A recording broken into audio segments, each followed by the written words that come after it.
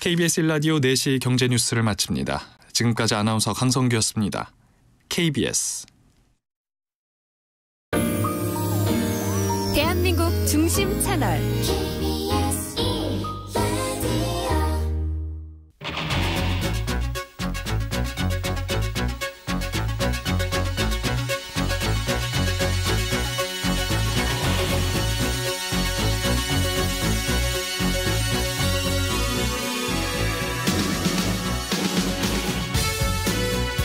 안녕하십니까. 성기영의 경제쇼 아나운서 성기영입니다. 누구도 피할 수 없는 건 죽음과 세금뿐이다. 네, 미국 건국의 아버지 벤자민 프랭클린의 말 너무도 유명하죠. 세금은 심지어 사망 후에도 피할 수가 없는데요. 유산을 물려받는 가족은 상속세도 생각해야 하기 때문입니다. 하지만 이 세금 관련한 문제는 어렵게 다가오기 마련인데요. 베테랑 세무사가 직접 답변해드리는 세무상담 시간 잠시 후 가져보겠습니다. 산업계에는 몇 년 전부터 정보통신기술을 제품 생산과 유통 전반에 적용하는 4차 산업혁명 바람이 불고 있습니다. 디지털 전환을 추구하는 흐름도 그만큼 빨라지고 있는데요. 우리 사회에 도움이 되는 디지털 전환이란 무엇인지 함께 생각해 보겠습니다. 이 시간 유튜브로도 함께합니다.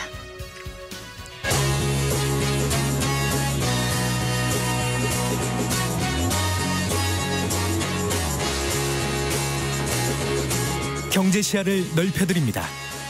투자의 지름길을 안내합니다. 돈 되는 정보를 발견하는 시간. KBS 1라디오 경제쇼.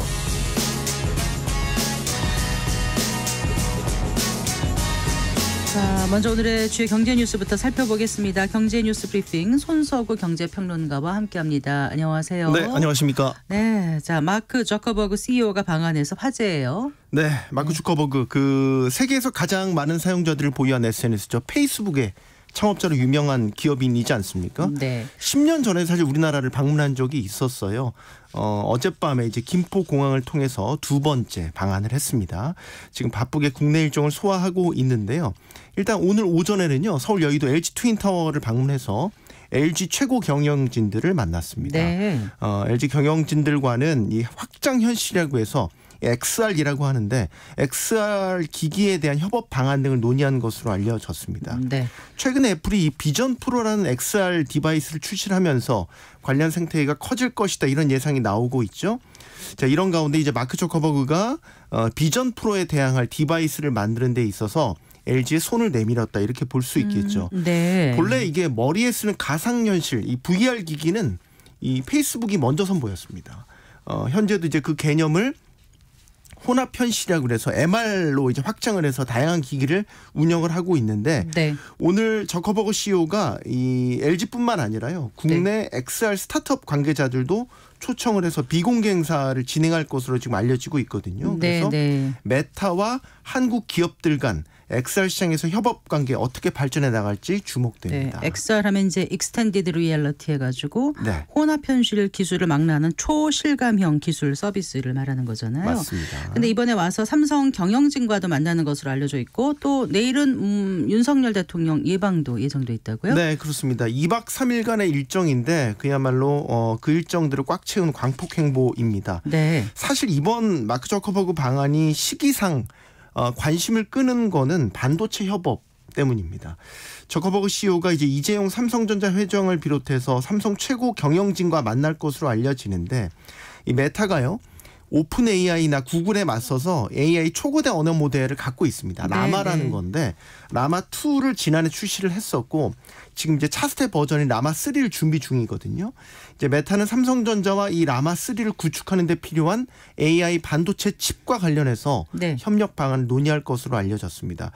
이렇게 많은 사람들의 주목을 끄는 이유는 역시 AI 인프라가 확장해가는 가운데 최근에 빅테크 기업들이 엔비디아 칩에 대한 의존도를 줄이자 그리고 자체 AI 반도체 칩을 설계하자 이런 시도들이 계속해서 일어나고 있고 그 자체에 설계한 칩의 생산 파트너를 찾고 있는 과정이 있거든요.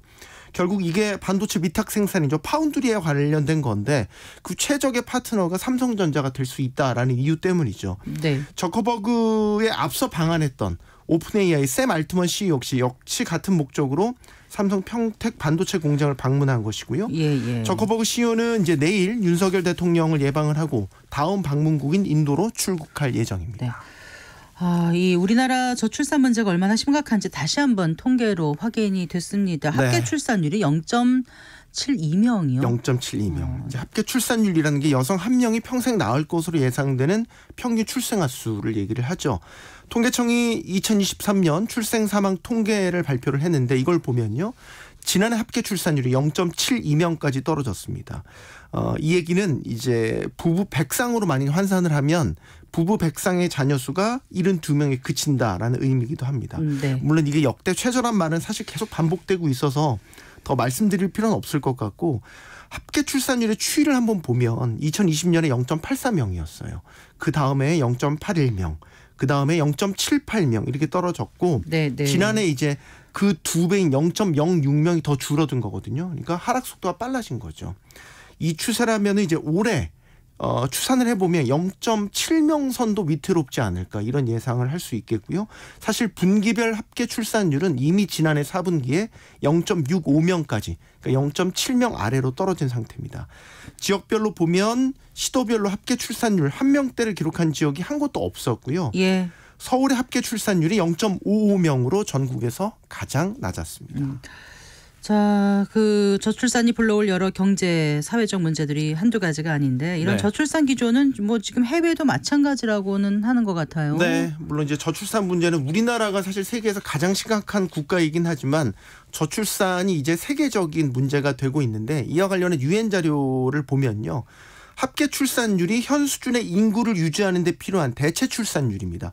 대체 출산율 밑으로 떨어진 국가를 집계를 해보니까 네네. 이게 2021년 기준으로 124개 국가, 이게 10년 만에 26개국, 25% 이상 늘어났고요. 특히 이제 경제력이 좀 상위권에 드는 국가들일수록 이런 합계 출산율이 좀 빠르게 내려가는 인구 감소가 시작되는 것으로 집계됐습니다. 최근에 이제 인구 대국으로 알려진 중국은 물론이고요. 출산율이 높았던 베트남 같은 국가도 최근에 출산율이 빠르게 좀 하락하는 그런 그렇더라고요. 모습을 보이고 네. 있습니다. 그래서 여기에 대한 이제 대책들이 나오고 있는데 그 중에서 최근에 많은 주목을 받고 있는 게 바로 세금 부분입니다. 일본이요. 출산과 보육 정책에 쓰일 재원을 마련하기 위해서 2026년부터 국민 1인당 월 500엔, 우리나라 돈으로 환산하면 4,500원 수준의 세금을 징수하겠다라는 계획을 밝혔습니다. 이 밖에 또 유럽이나 러시아 등에서는요. 뭐 일종의 무자녀세, 저출산세, 싱글세 이런 식의 과세가 필요하다라는 의견들이 하나 둘씩 나오고 있습니다. 네. 자, 그 상장사 대주주나 임원들이 미공개 정보 이용해서 네. 주식 거래하는 경우가 다수 적발됐다고요. 네. 금융감독원이 최근에 3년간 적발 조치한 결산 관련 미공개 정보 이용 행위 사건을 분석한 결과를 발표한 건데요. 이 적발 조치한 미공개 정보 이용 사건 56건 중에서요. 결산 정보 관련 사건이 19건이었는데 이 결산 정보들이요. 주로 악재성 정보들, 악재성 정보, 미공개 정보 이용 행위에 사용된 것으로 나타났습니다. 우리가 이제 악재성 정보라고 하면 주가가 떨어질 가능성이 있는 그런 악재성 정보를 주로 얘기하거든요. 예를 네. 들면 감사 의견이 거절됐거나 아니면 뭐 실적이 적자로 전환됐다라는 이런 식의 공시가 나면 다 이게 주가가 하락할 수 있는 정보들이죠. 그래서 이와 관련한 사건들의 혐의자들을 추려보니까 네. 모두 49명이었어요. 그중에서 25명이 대주주나 임원들이었어요. 네. 그러니까 대주주나 임원이라는 어떻게 보면 지위를 이용해서 이런 미리 악재성 정보를 알고 해당 정보가 공개되기 전에 주식을 팔아서 손실을 피했던 거죠. 네. 그래서 이처럼 대주주나 임원들의 행태는 우리 주식시장으로 보면 신뢰를 떨어뜨리는 이것도 코리아 디스카운트 중에 하나라고 볼 수 있고 엄연한 시장 질서 교란 행위이기 때문에 엄중한 처벌을 받을 수 있습니다. 네. 잘 들었습니다. 고맙습니다. 네, 고맙습니다. 경제뉴스 브리핑 손서구 경제평론가와 함께했습니다.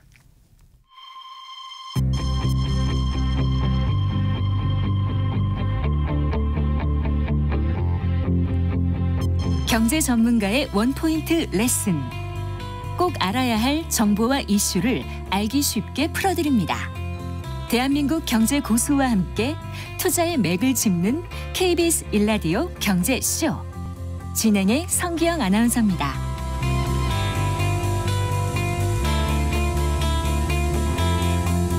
세금과 관련된 청취자분들의 사연을 받아서 세무법인 다솔의 안수남 대표 세무사가 직접 궁금증 해결해드리는 세무상담 무엇이든 물어보세요 코너입니다. 네, 생방송 도중에 성기영의 경제쇼 홈페이지 청취자 게시판에 질문 남겨주시거나 상담 내용 샵 9730으로 문자 보내주시면 안수남 세무사가 명쾌하게 답변해드리겠습니다. 짧은 문자 50원, 긴 문자 100원, 어플리케이션 콩은 무료입니다. 안수남 대표님 어서 나오십시오. 네, 안녕하세요. 네, 반갑습니다. 네. 지난 2주간 이제 세금 관련 청취자분들의 사연을 이제 받았거든요. 네, 네. 일단 첫 번째가 이제 네. 아이디 YOODY333을 쓰시는 분의 네. 질문이에요. 예, 예. 질문 내용 제가 먼저 소개를 해드리겠습니다. 안녕하세요, 세무사님. 부모님께서 돌아가셔서 7형제가 부동산 상속을 받게 됐습니다. 7형제가 균등 분할을 하기로 하고 등기하면서 모두를 등기에 올릴 수 없어 대표로 3명의 이름으로 네. 부동산 등기를 했습니다. 이제 부동산 처분에서 7형제가 같은 금액으로 분할을 하게 되면 네. 등기를 하지 않은 나머지 4명은 이미 등기를 한 3명으로부터 증여를 받는 건가요? 네. 세무관계가 어떻게 되는지 네. 궁금합니다. 이렇게 질문을 주셨어요. 이게 이제 실제적 진실은 네. 사실은 등기는 4명으로 해놨지만 네. 실제는 7명이 나눠갔다는 거잖아요. 그런 거죠. 네. 그러면 실제 7명이 나눠갔으면 증여는 아닌 거죠. 네. 문제는 4명으로 등기한 게 네. 명의신탁이에요. 아, 네. 이게 실명법 위반이 되는 거죠. 네. 실명법 위반에 따른 과태료가 부과될 가능성이 있어요. 네. 네. 그러니까 만약에 4명만 나눠갔지 않 4명 그러니까 4명 소유권으로 돼 있는 거를 7명이 나눠갔는데 네. 실질이 자기네들이 등기를 3명이 했어요. 3명이 해놨습니까? 네, 3명이 한 거를 7명이 나눠갔으니까 네. 3명이 받아서 증여했다고 볼 수도 있지만은 네. 실제적 진실은 네. 원래 7명이 각자 지분으로 n분의 1로 갖기로 했던 거죠. 네. 근데 등기만 3명으로 해놓은 네. 거예요. 이게 합의서가 만들어져 있었을 거라고요. 네, 그거를. 네. 그것에 근거해서 나눠갔다면 네. 원래 7명 거가 7명이 나눠갔으니까 증여가 아닌데 네. 문제는 등기를 3명이 해놨으니까 네. 실명법 위반이라는 거죠. 명의신탁을 한 거예요. 네. 4명이 3명한테. 네. 그거는 과태료 부과 대상이 되기 때문에 네. 두 개를 비교를 해봐야 되겠죠. 본인들이 그것이 불리하면은 증여를 했다고 해서 증여세 신고를 하더라도 그냥 네. 넘어갈 수는 있겠죠. 아, 그래요? 네. 실명법 위반이면 과태료가 얼마나 되는지는 그거는 이제 기간에 따른 15%가 있고 네. 금액에 따른 15% 합해서 최대 30%까지 되는데 네. 이거는 기준시가에서 나가기 때문에 네. 오히려 이게 작을 수도 있어요. 네. 네. 이게 증여세하고 비교를 한번 해봐야 될 겁니다. 이런 네. 사연 들으신 분은 앞으로 하실 때 좀 복잡하더라도 7명이 등기를 못 하나 할 수 다 있죠. 합니다. 하는데 네. 복잡하다고 생각했던 것 같아요. 아. 근데 그건 본인이 나눠가기로 했으면 실제대로 등기를 했어야 맞는 거죠. 네. 괜히 좀 불편하다고 해서 이렇게 네. 일부만 해놓으면 이런 문제가 발생합니다. 실제로 3명만 받고 4명이 아예 안 받을 거였으면 상관이 없는데 그렇죠, 그렇죠. 결국 다 나눠 가질 나눠 가질 거였으면 건데, 애초에 예. 등기를 10명이 되더라도 맞습니다. 요즘은 예. 뭐 10자녀씩 남는 분은 많은 분들은 많지 네, 않으시니까. 네, 맞습니다. 예. 네. 다음 질문입니다. 이분은 네. 이제 분양권 상속에 관한 거네요. 네. 아이디 GOICLEE 님께서 보내오신 질문입니다. 네. 분양권 상속에 의한 아파트 취득세를 문의드리고자 합니다. 네. 자, 간단히 정리하면 2022년 5월 모친이 중도금만 은행 대출을 낸 상태에서 돌아가시고 네. 제가 강동구 아파트 분양권 예. 권리 의무 승계를 받았습니다. 그렇죠. 예. 돈이 없었던 저는 전세 자금과 또 제가 2010년부터 살고 있던 저희 강서구 아파트 담보대출로 2022년 11월에 잔금 처리 후에 취득세를 내려고 했는데요. 강동구청에서는 상속 분양권은 완성된 주택이 아니고 네. 제가 잔금을 내고 완성된 주택을 만든 것으로 보아서 1가구 2주택 중과세를 내야 한다고 했습니다. 네, 네, 네, 네. 자, 분명히 지방세법 시행령 제28조 4조항에 상속을 원인으로 취득한 주택과 주택 분양권은 소유주택 수에서 제외라고 돼 있어서 네. 그로 인해 취득한 주택의 취득세에도 반영해야 하는데 구청에서는 행안부 지침으로 반영이 안 된다고 1가구 2주택 중과세 처리를 한 겁니다. 따라서 2023년 6월에 조세 심판원에 청구했고 네. 현재는 일시적 1가구 2주택으로 처리한 상태입니다. 자, 부동산 시장이 불안한 탓에 집 보러 오는 사람도 없고 또 현재 아내가 암투병 중이라 3년 이내인 2025년 11월 15일까지 기존 주택 매매가 이루어질지 불분명한 상태입니다. 하지만 3년 내에 기존 주택을 팔지 못하면 중과세를 내야 한다고 하니 하루하루가 불안하기만 합니다. 어떻게 해야 될까요? 이렇게 지금 물어보셨어요. 이제 내용이 좀 길고 좀 길건데요. 어렵긴 한데요. 어렵죠. 예, 이제 조세 심판원에 청구를 했기 때문에 판단은 나오겠지만 네. 지금 이제 보시면 이분이 말씀하신 게 지방세법 시행령 말씀하셨잖아요. 예. 상속을 원인으로 취득한 주택과 주택 분양권은 소유 주택 수에서 제외. 네. 그게 무슨 얘기냐면 상속받은 주택을 갖고 있거나 네. 상속받은 분양권을 갖고 있으면 네. 이거는 주택수에서 제외된다는 뜻이니까 네. 내가 새로운 집을 하나 샀다면 네. 이건 주택수 빠진다는 개념이에요. 네. 그러니까 보유한 상태에서 주택수에 들어가느냐 안 들어가냐 이 문제가 하나 있고요. 네. 이거는 직접 내가 분양권을 상속받아서 네. 직접 취득을 한 거죠. 네. 이 취득을 했을 때 중과세가 될 거냐 안 될 거냐 문제는 위에 규정하고 달라요. 다릅니다. 다른 건가요? 요거는 보유한 주택 수를 계산할 때의 규정이고 네. 지금 지금 이분은 청취자께서는 지금 본인이 분양권을 상속받아서 네. 주택을 내가 잔금을 내고 네. 취득을 했는데 네. 요게 세율이 중과세율이냐 일반세율이냐 이 문제거든요. 그래서 요 위 규정하고는 다른데 해석을 다른데 요게 뭐가 문제가 있냐면 자 분양권을 상속받아서 등기를 할 때 네. 등기 원인이 상속이 아닙니다.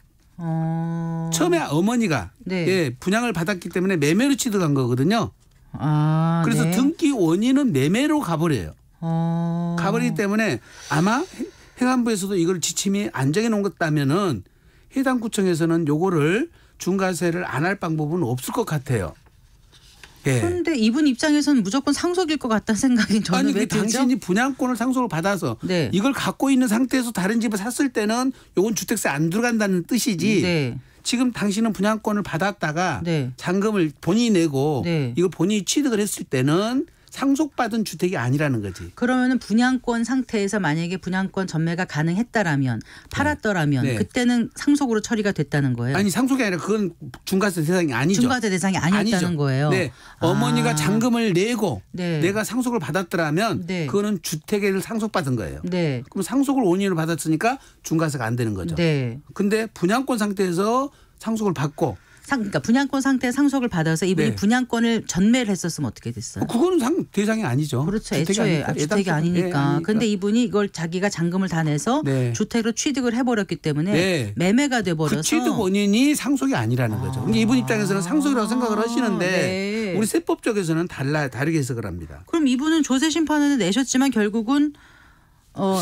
대표님 말씀하시는 것처럼 예. 중과세 적용이라고 판단이 나올 확률이 높다는 말씀이세요? 아니지. 이분의 경우에는 입법 네. 취지로 보면은 네. 다주택자라는 것이 투기 혐의로 봐서 중과세를 하는 거거든요. 네. 상속받아서 사는 것인데 네. 주택으로 상속받으면 중과세가 아니고 네. 분양권을 받으면 중과세다. 입법 취지가 조금 아. 평등이 잘 안 맞아요. 네. 그래서 이제 그런 불합리한 점을 심판원이나 법원에서 판단해서 이 경우도 똑같이 중과세 하지 말아라 판단을 해주면 구제를 받을 수는 있죠. 근데 해당 집행기관에서 요거를 해석을 그렇게 해가지고 확대 해석을 해서 중과세를 안 하기는 제가 볼 때는 좀 어렵다고 보여져요. 네. 그래요. 그러니까 네. 이분은 해당 주택이 말씀하신 것처럼 다주택자가 투기 목적으로 추가 구입하는 것이 아니라 네. 불가피한 상속이라는 원인으로 인해서 취득된 맞습니다. 거기 예, 때문에 예. 애초에 투기 방지를 목적으로 하는 다주택자 중과 적용은 불합리해 네. 보인다라고 이제 얘기를 하시는 것 맞습니다. 같아요. 네, 네. 네. 지금 우리 양도소득세에서도 주택을 상속받으면은 그게 특례 적용이 되거든요. 네. 이 주택에서 주택수 빼준단 말이죠. 네. 근데 분양권을 상속받아가지고 잔금을 냈을 때는 이 특례를 안 줘요. 아 그렇군요. 네, 양도소득 똑같아요. 네. 그러니까 요거를 본인들이 보기에는 억울하지만 네. 예. 권리라는 것하고 부동산이라는 것은 전혀 다른 자산이거든요. 아. 그래서 어떤 상태에서 상속이 이루어졌냐에 따라서 법 적용이 다르기 때문에 네. 예, 법은 이거는 좀 예민하게 적용되거든요. 이 부분을 네. 똑같이 적용해 주지는 못할 겁니다. 참 안타깝다는 생각이 드는데 그 이분이 이제 유튜브를 보시니까 무슨 신탁 등기, 수익권 양도로 일시적으로 해결할 수 있다는데 이게 가능한 겁니까? 요거는 이제 거기 해당되지는 않을 것 같아요. 네. 어차피 지금 1세대 3주택 네. 예, 일시적 1세대 2주택으로 이제 그걸 처리를 하시면 네. 그나마 제일 안전할 것 같습니다. 네. 네, 알겠습니다. 자, 안수남 세무사와 함께 세무상담 무엇이든 물어보세요 코너 함께하고 계십니다. 세금 관련해서 궁금한 내용 있으신 분들 생방송 도중에 성기영의 경제쇼 홈페이지 청취자 게시판에 질문 남겨주시거나 샵 9730으로 상담 내용 문자 보내주시면 명쾌하게 답변해 드리겠습니다. 짧은 문자 50원, 긴 문자 100원, 어플리케이션 콩 무료입니다. 자, 상속 질문이 참 많아요. 네, 주위에 보니까 네. 그 상속세 관련해서 최근에 뉴스가 많기도 하고 뭐 네. 상속세 하면 이제 뭐 재벌이나 기업가들한테 해당하는 거 아니야? 뭐 네. 이런 분들도 계시겠지만 네. 얼마 전 그 민생 토론회에서 이제 상속세 완화하겠다는 윤석열 네. 대통령의 언급도 있었고요. 네, 네. 또 일반인들도 요즘 그 상속이나 상속에 관한 그 세금 문제에 관심이 많아지는 것 네, 같던데 네. 어떻습니까? 현장에서 상속세 납부하는 분들이 좀 늘어났다고 체감하세요? 실질적으로 많이 늘어났죠. 네. 네. 지금 저 아마 10년 전에 저희 상속세 납부 인원이 2%도 안 됐을 겁니다.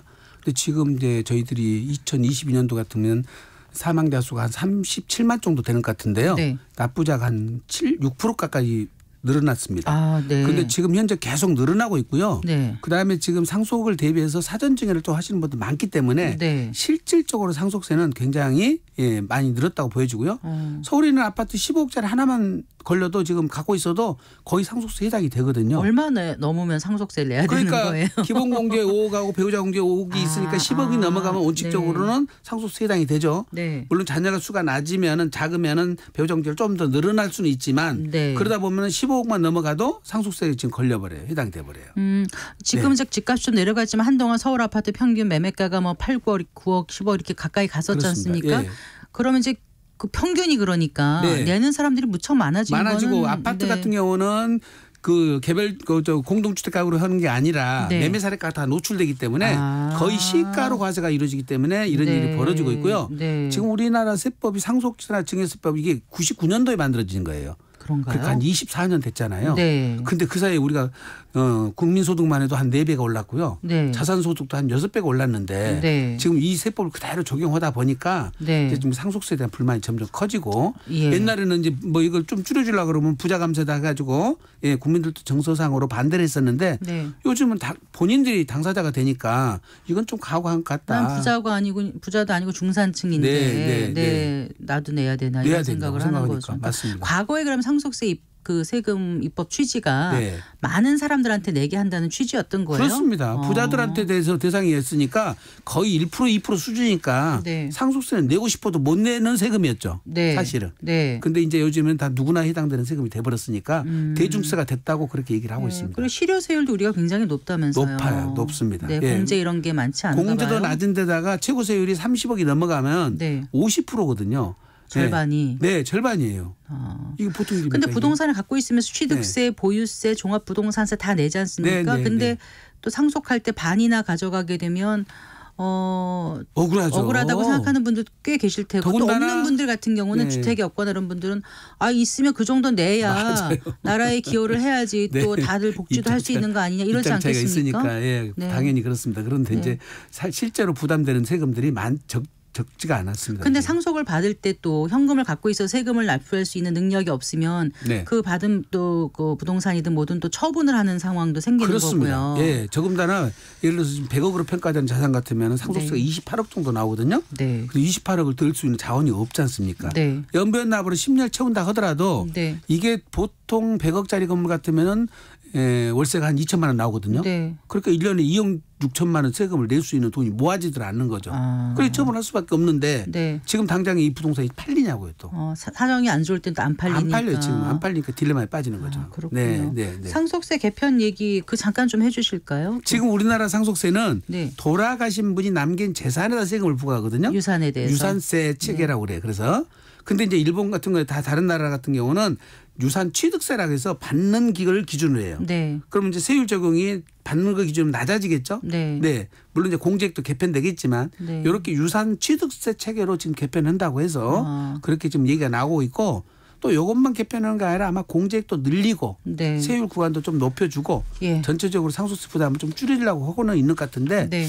이 야당하고 좀 협의가 잘 돼야 될 텐데. 그러니까 유산 취득세라는 것은 부모님이 20억을 남겼다. 네. 그런데 자녀가 둘이다. 그러면 네. 10억씩 받는다면 10억에 대해서만 이제 그렇게 세율을 적용하겠다는 정하는 건데 거죠. 예. 기존에는 20억 전체로 전체 다 해버리니까. 세율을 적용했으니까. 예, 예, 네, 알겠습니다. 예. 자, 이번에 세 번째 청취자 질문입니다. 휴대전화 번호 끝자리가 7606님이시네요. 이분은 이제 증여세 관련이에요. 네. 아버지로부터 1억을 증여받고 증여세를 냈는데 만약 아버지가 네. 10년 이내에 돌아가시게 되면 예. 증여받은 재산에 대해서도 또 상속세를 내야 되나요? 이런 질문을 해오셨어요. 참 이런 질문 하기 어려우실 것 같아요. 네. 맞아요. 네. 예. 근데 지금 이제 상속인이 증여를 받았을 때는 네. 10년 이내에 돌아가시면 합산이 돼 버리고요. 네. 만약에 상속은 이해자, 이해자는 누구냐면은 며느리, 사위, 손자, 네. 손녀는 네. 이해자들은 지금 5년 안에 돌아가시면 합산이 되거든요. 네. 그래서 사실은 이제 증여를 해줄 때 내 네. 건강 상태, 기대 수명을 다 판단해서 누구한테 줄 것인지를 생각하셔야 돼요. 네. 내가 도저히 10년까지 못 살 것 같다. 네. 그러면 며느리, 사위, 손자, 손녀한테 많이 줘야 되고요. 네. 나는 10년 거기 살 것 같다. 그러면 아들, 딸한테 줘야 되겠죠. 네. 그러니까 사전 증여를 하고 예. 돌아가시면 합산돼 버리니까 증여를 빨리빨리 하셔야 돼요. 좀 젊었을 때 하셔야 그런데 돼. 요즘 또 보니까 증여 빨리 해줬더니 이제 본척 안 한다 그래가지고 맞아요. 또 저기 이제 효도하겠다 불려온다고. 그래서 맞아요. 증여해줬더니 나중에 네. 돌려내라 아니, 이런 소송까지도 그러니까 한다면서요. 나누어서 주셔야 되는데 다 네. 주면 안 되죠, 당연히. 네. 예. 대신 사전 증여를 했을 때 무슨 효과가 있냐면 네. 지금 이제 증여를 했을 때 가액이 1억짜리였어요. 네. 근데 5년 뒤에는 이것이 3억으로 올라가 버렸어. 아, 그렇죠. 상속 재산을 합산할 때 네. 증여 당시 평가액 1억으로 하는 거예요. 네. 그래서 3억으로 올라갔더라 하도. 아. 네, 낮은 금액으로 해주고 그다음에 지금 증여 이후에 발생한 소득은 네. 수증자한테 잡히잖아요. 네, 받는 사람한테. 네. 그래서 이 부분이 상속이나 피상속한테 합산이 안 되는 거죠. 그다음에 기왕에 냈던 증여세는 네. 상속세에서 빼줘요. 또. 네, 네. 예, 그러니까 그렇게 불합리하거나 예. 그렇게 잘못돼 있는 건 아니기 때문에 그래요? 미리 증여를 해주는 것이 무조건 유리합니다. 네. 네, 효도하는 자녀한테는 미리 증여해도. 자, 재혼 부부도 1가구 2주택에 해당되나요? 이런 예. 질문이 지금 그랬어요? 들어왔거든요. 네. 아까 그 1세대 2주택 문제와 예, 관련해서 예. 재혼 부부는 어떻게 됩니까? 재혼 부부도 마찬가지로 네. 혼인 합가했잖아요. 네. 합가했으면 1주택과 1주택 가지면 합가하면 네. 5년 안에만 기존 주택을 양도하면 네. 비과세를 해주죠. 누구 주택이든. 네, 상관없습니다. 누가 먼저 샀든. 남편이든 아내든 네. 누구 상관없이. 예. 그리고 또 거기다가 일시적 1세대 주택을 갖고 있는 상황이 벌어질 수도 있거든요. 네. 그것도 비과세 해줘요. 네. 네. 그 아까 그 증여세 말씀하셨잖아요. 네. 근데 그 증여가 10년 단위로 증여를 하라는 건 무슨 얘기인가요? 왜 그러냐면은 네. 이제 증여자와 수증자가 동일할 때는 네. 다 합산해 버리거든요. 네. 10년 거를 합산해요. 네. 공제도 10년마다 한 번만 해주고 이게 10년에 공제받고 세율도 한 번 적용받고 새롭게 증여를 하면은 네. 또 세율이 낮아지고 공제를 또 받는 거죠. 네. 그래서 10년 단위로 증여를 나눠서 하라는 겁니다. 알겠습니다. 네. 자, 증여에 관한 질문이 또 하나 들어왔어요. 휴대전화 번호 끝자리 8712님께서 보내오신 거예요. 네. 경기도 용인에 네. 소형 아파트 세 채를 네. 4년 차 임대사업을 등록해서 운영하고 있습니다. 이럴 경우 아들에게 증여를 할 수 있을까요? 하셨는데 할 수 없나요? 있나요? 증여는 할 수는 있습니다. 네. 자, 근데 문제는 지금 여기 임대사업자 등록을 했다는 했다는 거잖아요. 말씀이시잖아요. 4년 차를 못 보니까 네. 2020년도 했으니까 예. 8년 내지 10년짜리를 했거든요. 예. 네, 그럼 의무 임대 기간 전에 하면 과태료를 먹거든요. 이걸 폐업을 하면 3천만 원씩 과태료를 먹기 때문에 포괄 양도 양수라는 제도가 있어요. 네. 포괄 양도 양수 제도가 있기 때문에 그걸로 포괄 양도 양수는 과태료는 안 먹어요. 대신 이제 뭐가 문제냐면은 종부합 부동산세 같은 경우는 합산 배제를 했지 않습니까? 네, 네. 근데 의무 기간을 다 안 지키면 네. 다 추징당해요. 아, 그동안 합산 배제돼서 종부세 그렇습니다. 덜 내고 예. 뭐 했던 거를. 그렇죠. 그다음에 네. 거주주택을 팔아서 비과세를 받았는데 네. 지금 이 경우에 의무 임대 기간을 충족 못하면 그 거주주택 비과세를 비과세가 안 받은 것이 된다고요? 또 추징당할 수 있어요. 근데 용인에는 소형 아파트 세 채니까 네. 종합부동산세가 아직 많지는 않았을 것 많지는 같기도 하고. 않았겠지만 네. 이제 그걸 다 전문가한테 예. 사전 검토 받아서 불이익이 뭔지를 보고 판단하셔야 돼요. 지금 덜렁 해버리시면 안 됩니다. 네, 네, 네. 알겠습니다. 또 들어온 이제 상담 내용이요. 그 휴대전화번호 끝자리 675 쓰시는 분이신데 이분은 안수남 샘부사님의 열렬한 팬이신가 봐요. 청주에 살고 있는 50대 중반 남자입니다. 수년째 KBS 라디오만 듣고 있고 개인적으로 안수남 샘부사님 나오시는 방송이나 유튜브 채널 빠지지 않고 꼼꼼히 챙겨보는 팬입니다. 자, 궁금한 점은 그 시골 충북 청원군인데 논이 두어 마지기 정도 친절하게 설명하셨어요. 445평 정도 됩니다. 두어 마지기 정도 있는데 논을 팔 때 서류가 궁금합니다. 그 아버님 명의로 돼 있는데 연세가 있어서 제가 대리로 가면 아버지 위임장, 뭐 인감도장, 뭐 저희 인감 신분증 이런 게 있어야 되는지 이게 궁금하셔서 정확히 좀 알고 싶은가 봐요. 여기 이제 구비서류 갖추는 거는 변호사님이나 법무사님한테 여쭤봐야 될 것 같은데 네. 일반적으로는 마찬가지로 소유자의 위임장과 인감도장, 본인의 인감도장하고 신분증 가지면 되는 걸로 알고 있습니다. 그래서 이 정도 서류면 될 것 같고요. 이제 이분이 이제 세금 때문에 여쭤보신 것 같은데 8년 작용은 하셨을 것 같고 아버지가. 직접 경작하는 걸 작용이라고 하죠. 네. 그렇게 되면 1년에 1억까지 5년에 2억까지는 양도세가 감면돼서 없거든요. 그래서 요거는 양도를 하더라도 거기 시세로 봤을 때 445평이면은 감면세액이 1억은 넘지 않을 테니까 양도세는 걱정 안 하셔도 될 것 같습니다. 알겠습니다. 자, 그리고 양도세 관련한 문제가 질문이 또 들어왔습니다. 이분은 아이디가 WHDK114이시네요.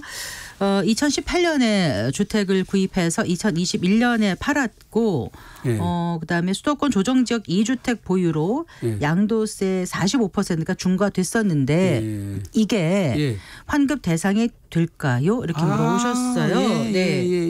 이게 지금 세법이 2009년 3월 16일부터 2012년 12월 31일 사이에 취득한 주택의 경우에는 중과세를 적용하지 말라고 경과 부칙이 있었어요 그때. 언제부터 언제까지요? 2009년 3월 16일부터 2012년 12월 31일 기간 중에 취득한 주택들은 중과세율을 적용하지 말라고 그렇게 되어 있었는데 지금 이분은 그거를 갖다가 지금 그동안에는 국세청에서는 그 관계 부칙 규정이 사라져버렸다고 해서 안 해줬는데 그 사라진 것은 개정 과정에서 누락된 거거든요. 그거를 법원에서 판단해 줄 때 그 누락된 것이지 그때 그 법은 그대로 존속한다. 유효하니까 해줘라고 판례가 나왔거든요. 그래서 최근에 기획재정부에서 지금 경과부칙에 불구하고 다 환급을 해줘라. 지시가 떨어졌거든요. 아니 이분은 2018년에 구입해서 2021년에 팔을 때인데 지금 말씀드린 것처럼 2009년 3월 16일부터 2012년 12월 31일 사이에 취득한 주택이지 이분은 지금 18년에 취득했잖아요. 그러니까요. 이거는 대상이 아니죠. 그러니까 상관없다는 거죠. 이거는 환급을 안 해주네요. 환급 대상이 아닙니다. 알겠습니다. 또 이제 이런 아까 그 이제 그 임대 등록 아마 주임사인 것 같습니다. 그 전화번호 9064분. 이신데요. 세분삼님 덕분에 임대 등록을 해서 8년 만기 도래하네요. 아마 그 이전에 방송 듣고 하신 것 같습니다. 근데 만기 끝나고 언제까지 매매를 해야 세금 혜택을 받을 수 있을까요? 이렇게 질문하셨는데 어떤 거를 그러니까 임대차 주임사로 등록한 거를 매매한다는 의미시겠죠? 지금 현재까지 갖고 계시다는 얘기는 장기를 갖고 있다는 얘기고요. 아파트 경우는 8년 만에 끝나거든요. 자동 말소 돼버립니다. 아파트가 아니라면 그대로 임대를 유지해도 상관이 없습니다. 그래서 만약에 10년을 채우면 장기보유 특별공제가 70%까지 되니까 미리서 말소를 할 것인지 말 것인지는 세무사님한테 미리 상담 받아보고 오셔야 됩니다. 그것도. 지금 단정적으로 말씀드리기 곤란해요. 그 비영리 재단법인 설립할 때 재산 출연을 했는데 이분이 10억을 출연을 하셨나 봐요. 근데 재산 출연하면 수증자가 그 법인이 증여세를 내야 되나요? 이렇게 증여세를 원래 부과 대상이 되는데 거기에 지금 말씀 비영리 법인 고유 목적 사업에 사용을 하면 증여세를 부과하지 않거든요. 그게 이제 사후관리 규정이라는 게 따로 있어요.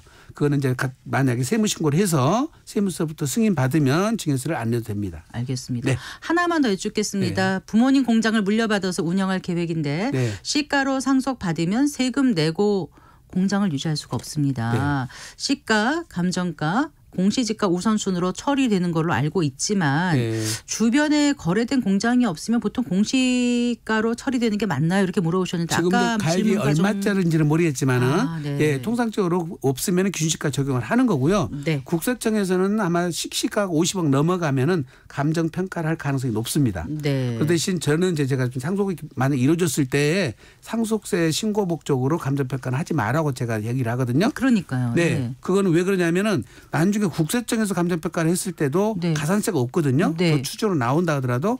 근데 신고 기간 내에 감정평가를 해본 내가 소송을 못 해요. 아. 근데 지금 현재 국세청에서 감정평가를 하는 이것이 문제가 있어요. 네. 지금 국가에서 고등법원까지 가서 패소를 하고 있거든요. 네, 네. 그 대법원에서 패소가 돼버리면은 지금 상속세 과세 등이 다 취소가 돼야 되거든요. 네. 그래서 다툼이 있기 때문에 네. 세무사님하고 상담 받고 감정평가를 그건 받으셔야 언제까지 결론이 날까요? 돼요. 글쎄요, 제가 볼 때는 올해 아니면 내년까지는 결론이 날 것 같습니다. 네, 일단 네. 감정평가는 본인이 직접 하지 말라. 아니 또 이제 그거는 상의를 하시는 게 좋을 것 같다. 상의를 하는 게 좋겠다. 예. 네, 예. 알겠습니다. 네. 수고 많으셨습니다. 네, 고맙습니다. 감사합니다. 네, 네. 세무법인 다솔의 안수남 대표 세무사와 함께했습니다.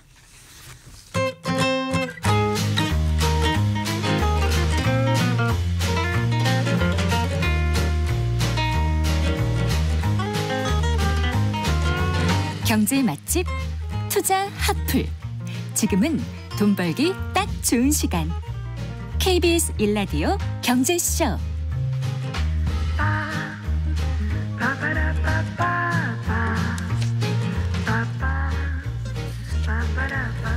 아, 4시 40분입니다. 디지털 기술의 혁신으로 새롭게 창출되는 이 상품과 서비스가 우리 경제와 일상에 미치는 영향에 대해서 알아보겠습니다. 디지털 이코노미 오늘도 KDI 한국개발연구원 김동영 박사와 함께하겠습니다. 어서 나오십시오. 안녕하세요. 자, 4차 산업혁명과 디지털 전환이란 주제로 얘기해 주신다고요. 네, 요즘 가장 핫한 단어 중에 하나일 겁니다. 디지털 경제라고 하면 4차 산업혁명 혹은 디지털 전환 이런 네, 것들에 네. 굉장히 관심들이 많아서 오늘은 이 주제를 한번 다뤄보려고 하는데요. 네. 우리나라만큼 4차 산업혁명이라는 용어를 또 사랑하는 나라도 없는 것 같습니다. 어떤 책에서 봤더니 구글에서 4차 산업혁명이라는 단어를 검색을 해보면 7년 동안 우리나라가 미국보다 6배나 더 많이 이걸 검색했다고 하더라고요. 그래요? 굉장히 좋아하는 나라입니다. 실제로 그도 그런 게 지난 정부엔 4차 산업혁명위원회라는 게 아예 대통령 직속으로도 있었고 그 이전 정부 때는 창조경제라는 이름으로 비슷한 게 있었고 네. 이번 정부에는 또 디지털 플랫폼 정부위원회라는 걸 출범하면서 이 4차 산업혁명 디지털 전환 기조를 이어가고 있습니다. 기업도 마찬가지입니다. 제가 가끔 기업 그 강의를 의뢰받아서 가면 그들의 관심사는 오로지 DT입니다. DT 혹은 DX라고 하는 네. 기업도 굉장히 디지털 전환에 초점을 맞추고 있는 요즘입니다. 네. 근데 DT는 디지털이죠, 그냥. 디지털 전환, 트랜스포메이션. 예. 근데 DX는 네. 디지털 트랜스포메이션의 그 트랜스를 영어로 보통 X를 많이 쓰니까 그렇죠. DX로 쓰는 거죠. X세대 그 네. 전환을 얘기하는 X입니다. 아, 그래요. 네. 그래서 DT나 DX나 같은 얘기다. 그렇죠. 네, 알겠습니다.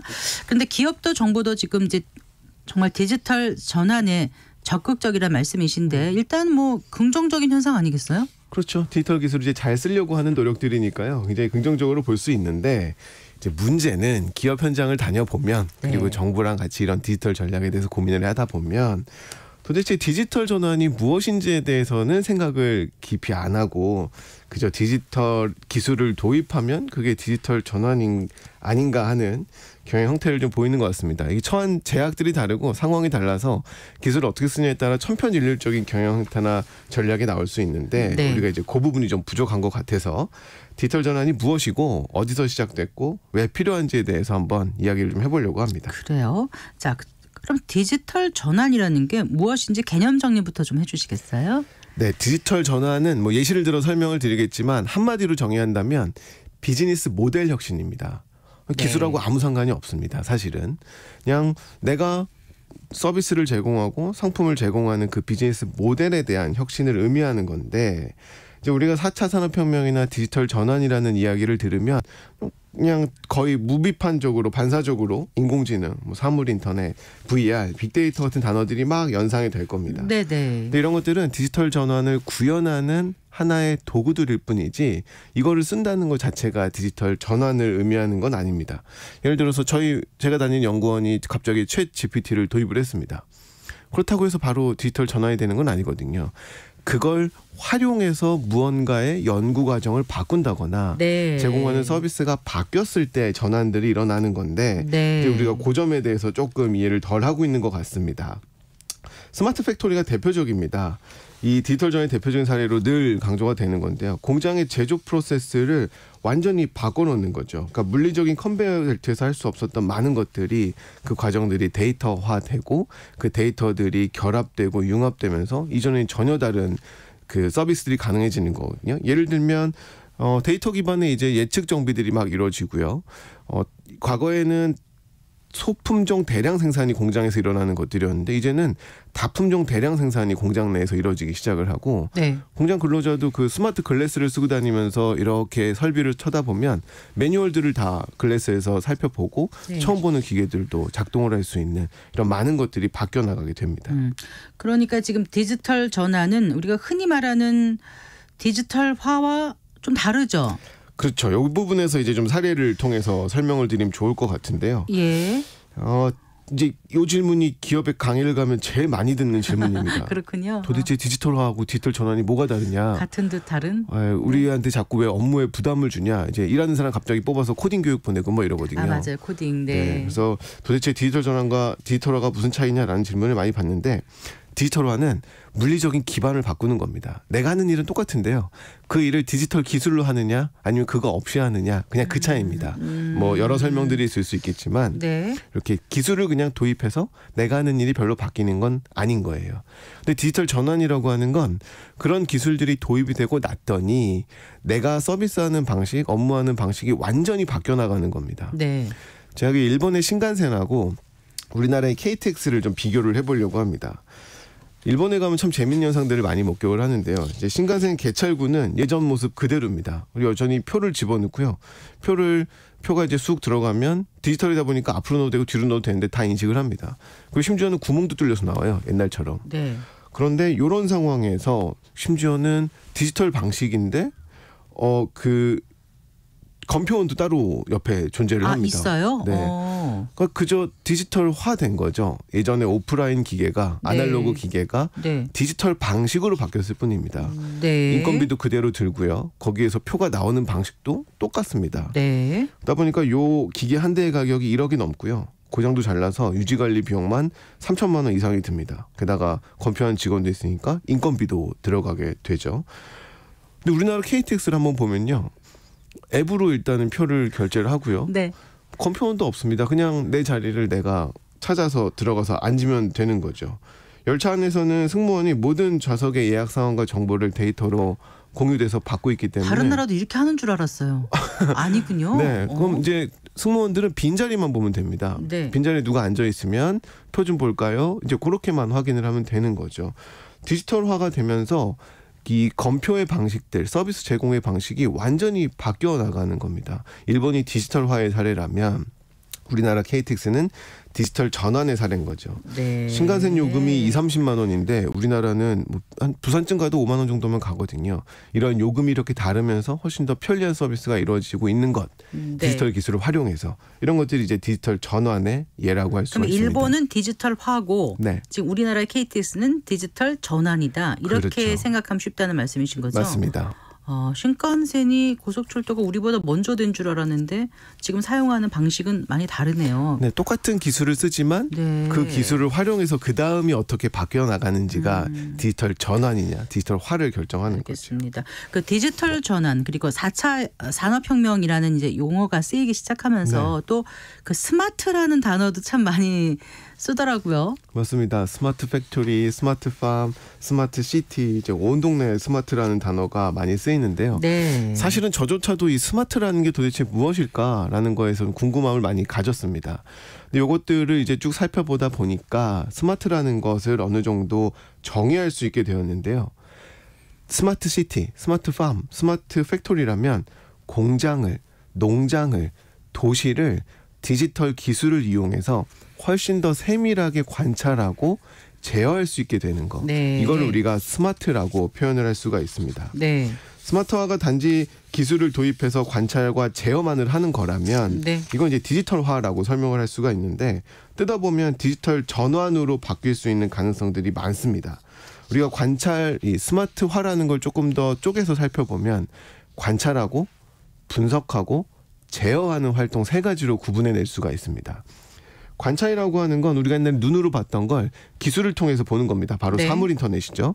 그리고 그렇게 해서 모은 데이터를 빅데이터로 분석을 합니다. 네. 분석을 하고 난 시사점들은 AI를 통해서 제어를 하는 제어한다. 거죠. 그래서 이런 것들이 이제 뭐 경영 용어로는 뭐 커넥티드로 바뀌는 거고요. 관찰은 IoT로 하니까요.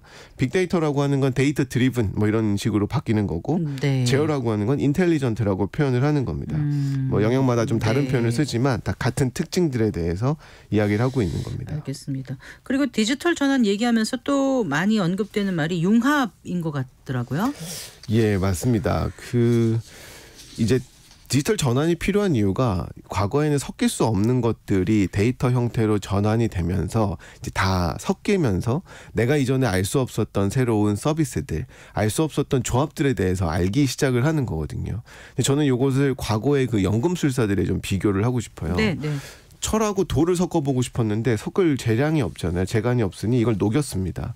녹여서 섞고 다시 굳혀봤더니 이제 우리가 알지 못했던 어떤 물질들을 찾아냈었던 거죠. 그게 오늘날에는 데이터의 권한들입니다. 데이터의 역할들인 거죠. 네. 근데 이제 중요한 건 어느 걸 중심으로 융합을 할 거냐가 굉장히 중요한데 과거에는 IT 지식 중심으로 도메인 지식들을 막 붙이려고 했어요. 그러니까 실패들을 많이 합니다. 왜냐하면 IT 전문가들은 도메인 지식에 대해서는 전혀 아는 바가 없거든요. 네. 도메인 지식을 아는 사람들이 IT를 바탕으로 자신들의 업무를 막 융합을 해야 하는데 이런 인식들이 이제 기업마다 지금은 많이 좋아졌습니다만 여전히 IT 중심의 의사결정들을 많이 하는 것 같아서 이 융합에 대해서도 간단하게 좀 설명을 드리고 싶었습니다. 그 4차 산업혁명이라는 개념이 애초에 어디서 나온 거죠? 4차 산업혁명은 독일에서 등장한 개념입니다. 네. 사실 굉장히 중요한데 우리나라 사람들이 잘 모르는 박람회가 하나 있는데요. 독일의 하노버 메세라고 하는 산업박람회입니다. 네, 네. 유럽은 이 자리에서 자신들의 산업 전략을 매년 산업 전략을 처음으로 발표를 합니다. 메세 첫날에요. 유럽의 산업 전략이 하나로 등장한 것이 인더스트리 4.0, 이 4차 산업혁명이라는 건데 우리나라처럼 제조업 강국인 이 독일이 중국의 추격을 쫓기고 이 소프트웨어 분야에서는 미국을 이길 수가 없는 이러한 제약 상황을 돌파하기 위해서 만든 개념이 인더스트리 4.0, 4차 산업혁명입니다. 네. 제조의 서비스화라고 하는 거고요. 제조의 노하우를 데이터로 전환해서 물리적인 상품 판매뿐만 아니라 이 서비스 시장까지 확장하겠다라는 그러한 전략의 하나인 거죠. 근데 이제 우리나라에서는 이런 제조의 서비스화라는 개념을 아직까지는 그 표면만 받아들이고 속까지는 다 받아들이지 못하고 있는 현실로 보입니다. 네, 그래요. 자, 그럼 성공적인 디지털 전환을 위해서 어떻게 나아가야 될까요? 일단은 이러한 전략, 그러니까 우리가 유행처럼 4차 산업혁명, 인더스트리 4.0이라는 것들을 받아들이고 있는데 방금 간단하게 설명을 드렸지만 그 전략의 배경이나 목적이 무엇인지를 일단 이해하는 것이 굉장히 중요합니다. 네. 디지털 전환이 어떤 개념인지 면밀하게 따져보기 전에 유행처럼 받아들이면 오히려 비용만 더 커지고 성공하지 못할 가능성이 굉장히 많아지거든요. 뭐 우스갯소리를 여러 차례 얘기했지만 우리가 잘하는 게 있고 못하는 게 있을 겁니다. 무조건 받아들이게 되면 그 일찍 일어나는 새가 벌레 먼저 잡아먹는데 내가 벌레인데 잘못하면 먼저 일어날 수가 있거든요. 네? 그럼 잡아먹히게 됩니다. 경쟁 우위에 따라서 이런 전략들을 굉장히 잘 고민할 필요가 있습니다. 네. 또 한 가지는 디지털 전환 시대의 경쟁은 비즈니스 모델 경쟁입니다. 앞서 말씀드린 것처럼 비즈니스 모델 혁신이 디지털 전환의 핵심이기 때문에 네, 그걸 네. 가지고 경쟁을 하는 건데 결국에는 생태계 전쟁으로 이어질 겁니다. 우리가 계속 얘기하는 데이터의 예를 한번 들어보면요. 이 디지털 시대의 혁신은 데이터 없이는 수익 창출이 불가능합니다. 네. 근데 우리가 몇 주 전에 그 혁신의 모든 것에 대해 설명을 하면서 혁신은 많은 융합과 공유가 일어나야만 가능해진다라는 그렇게 특징에 대해서 말씀하셨죠. 예. 한번 설명을 했었는데 데이터가 많이 공유되고 협력되지 않으면 이런 혁신들이 성공을 할 수가 없습니다. 디지털 전환에 성공을 할 수가 없는 거죠. 그런데 기업들은 여전히 내가 가진 데이터는 좋은데 내가 이거를 주고 더 좋은 데이터를 받아오지 못할 것 같은 그런 불안감 때문에 네. 데이터를 쥐고만 있지 누구하고 공유하지를 못합니다. 그리고 더 나쁜 경우에는 내가 굳이 대가를 주지 않아도 뺏어올 수 있는 데이터도 있는데 내가 왜 데이터를 줘야 될까? 네. 이런 고민을 하기도 합니다. 정부가 요 지점에서는 좀 개입을 해줘야 됩니다. 어떻게요? 이게 용의자의 딜레마 상황이거든요. 모두가 자기한테 최적의 의사결정을 하지만 결과는 늘 차선으로 이어지는 겁니다. 그럼 정부가 데이터를 공유하는 원칙들을 정해주고 네. 어떻게 수익 배분을 해야 되고 중소기업과 대기업 간의 데이터 공유는 어떤 원칙에 의해서 해야 되고 이런 규칙들을 네. 명확하게 정해주고 그런 규칙을 활용해서 민간 자유롭게 데이터를 거래할 수 있게 해준다면 네. 이제 이러한 혁신들도 잘 이루어질 수 있을 거라고 생각을 합니다. 알겠습니다. 잘 들었습니다. 고맙습니다. 감사합니다. 네, 김동영 KDI 한국개발연구원 박사와 얘기 나눠봤습니다. 마칠 시간이네요. 성기영의 경제쇼 오늘 순서 여기까지입니다. 저는 아나운서 성기영이었습니다. 고맙습니다.